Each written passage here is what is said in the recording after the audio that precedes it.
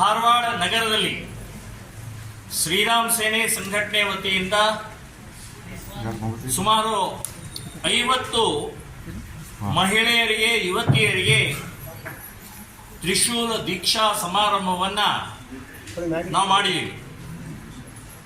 ಇವತ್ತು ಮಾತಾಜಿ ಮತ್ತು ವಕೀಲರು ಇವರೆಲ್ಲರ ಮಾರ್ಗದರ್ಶನದಲ್ಲಿ ಮಹಿಳೆಯರಿಗೆ ಜಾಗೃತಿ ಧೈರ್ಯ ತುಂಬೋದೇ ಈ ತ್ರಿಶೂಲ ದೀಕ್ಷಾದ ಕಾರ್ಯಕ್ರಮದ ಒಂದು ಉದ್ದೇಶ.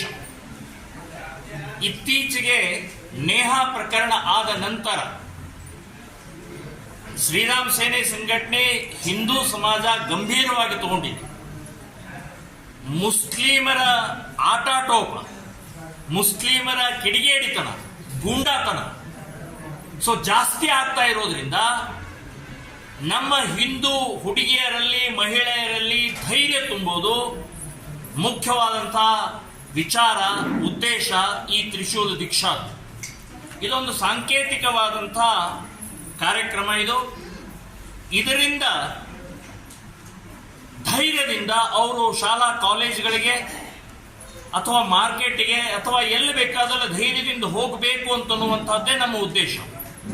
ನೇಹಾ ಪ್ರಕರಣ ಆದ ನಂತರ ಅಧೈರ್ಯದಿಂದ ಹೆದರ್ಕೊಂಡು ಸಮಾಜದಲ್ಲಿ ಇವತ್ತು ತಂದೆ ತಾಯಿ ತಮ್ಮ ಮಗಳನ್ನ ವಾಪಸ್ ಬರೋವರೆಗೆ ಕಾಯ್ತಾ ಇರ್ತಾರೆ. ಅದಾಗಬಾರ್ದು.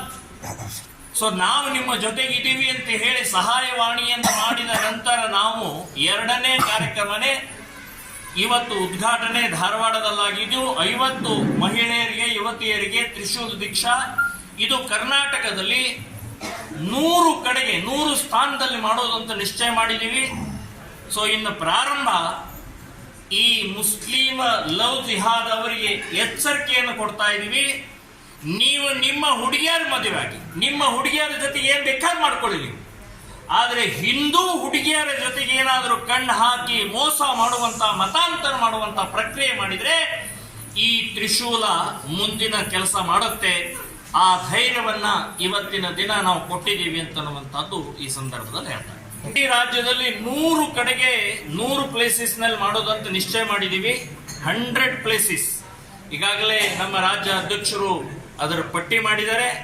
ಹೀಗೆ ವಾರಕ್ಕೆ 1 ದಿನ 15ಕ್ಕೆ 1 ದಿನ ನಿರಂತರ ಈ ಪ್ರಕ್ರಿಯೆ ಇನ್ನು ಮೇಲೆ ಪ್ರಾರಂಭ ಆಗುತ್ತೆ.